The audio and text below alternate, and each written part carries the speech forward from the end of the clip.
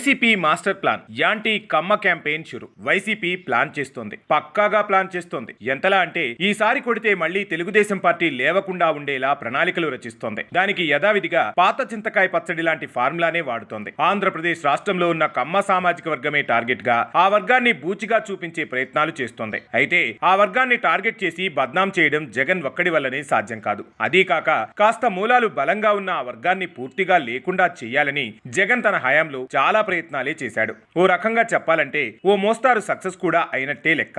Jagan and పార్టీకి కమ్మ వర్గం అంటే ఎంత కడుపుమంట అంటే కరోనాకి కూడా కమ్మ సామాజిక వర్గమే కారణమనే అంత, కరోనాని కమ్మరోనా అంటూ సంబోధించే అంత. తాజా విషయాలే తీసుకుంటే జగన్ ఎప్పుడు అధికారాన్ని కులకోణంలోనే చూస్తాడు. తాము అధికారంలో ఉంటే అది రెడ్డి సామ్రాజ్యమని, లేకపోతే తెలుగుదేశం పార్టీకి అధికారం వస్తే అది కమ్మవాళ్ల పాలన అన్న చోటే జగన్ ఆగిపోయాడు.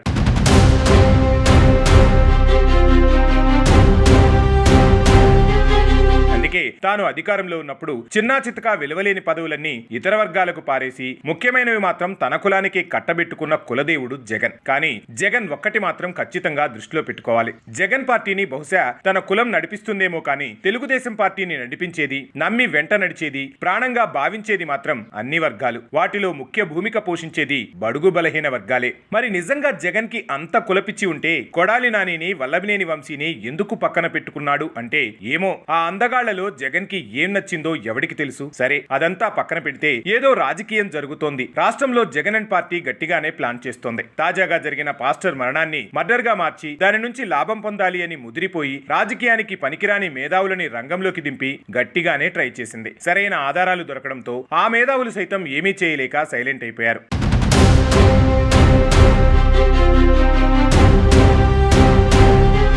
ఇదిలా ఉంటే పవన్ కళ్యాణ్ చిన్న కొడుక్కి సింగపూర్ లో జరిగిన ప్రమాదం విషయంలో జగన్ అండ్ పార్టీ ట్విట్టర్ లో తమదైన శైలిలో స్పందించింది. సహజంగా అయితే జగన్ కి ఉన్న మూర్ఖపు మనస్తత్వానికి అలాంటి ఆలోచనలు చేయడు. అదీ కాక ఆస్తి కోసం అవసరాలు తీరాక సొంత తల్లిని చెల్లిని బయటకు గెంటేసిన వాడు పవన్ కొడుకు విషయంలో సడన్ గా స్పందించడం లేనిపోని అనుమానాలకు తావిస్తోంది. సరిగ్గా గమనిస్తే దాదాపుగా 3 నెలల నుండి యాంటీ కమ్మ క్యాంపెయిన్ ని మొదలుపెట్టింది వైకాపా. జనసేనకు అండగా ఉండే సామాజిక వర్గం లేకుండా ఆ యాంటీ కమ్మ క్యాంపెయిన్, ఆ క్యాంపెయిన్ ని జగన్ అండ్ పార్టీ బలంగా నడపలేరు. మరి ఆ ప్లాన్ సక్సెస్ కావాలంటే వాళ్లకు బలం కావాలి. బలం కావాలంటే కూటమి పార్టీల మధ్య చిచ్చు పెట్టేలా వ్యవహరిస్తూనే మరోపక్క మెల్లగా జన సైనికుల్ని మచ్చిక చేసుకునే కార్యక్రమం చేయాలి. ఎందుకంటే గత అనుభవాల దృష్ట్యా పవన్ జనసేన మీద అగ్రెసివ్ గా పోవడం రాజకీయంగా నష్టమన్నది జగన్ ఆలోచన. అందుకే పదే పదే పవన్ కళ్యాణ్ కి అన్యాయం జరుగుతోందంటూ, ఆయన్ని దావోస్ తీసుకువెళ్లలేదు అంటూ, ఆయన మాటకు విలువలేదంటూ, ఆయనకు లోకేష్ కు పడడం లేదంటూ గట్టిగానే జన సైనికుల్ని, టీడీపీ క్యాడర్ ని రెచ్చగొట్టి కొట్లాడుకునేలా ప్రయత్నాలు చేస్తుంది వైకాపా. ఆ క్రమంలోనే పవన్ పై ఎనలేని ప్రేమను చూపిస్తున్నట్లు స్క్రిప్ట్ రెడీ చేసి వదులుతోంది. మరి గతంలో అమరావతికి కమరావతి అంటే నమ్మజేసిన జనం,